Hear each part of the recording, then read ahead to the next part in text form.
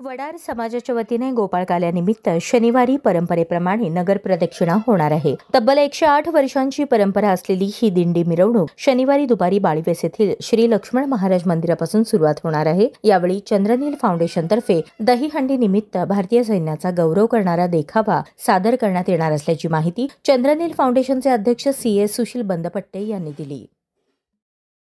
नमस्कार, मी CS सुशील बंदपट्टे।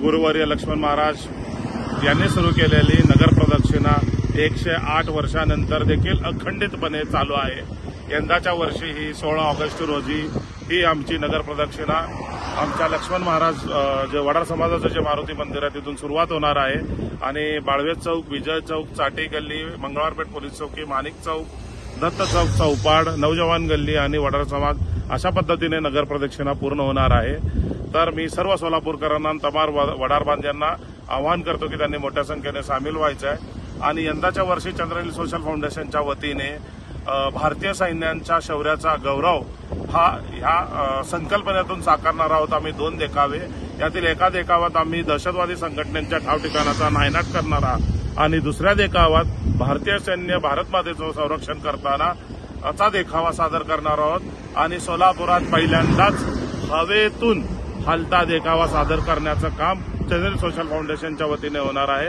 तरी मी सर्वांना आवाहन करतो की मोठ्या संख्येने उपस्थित राहा।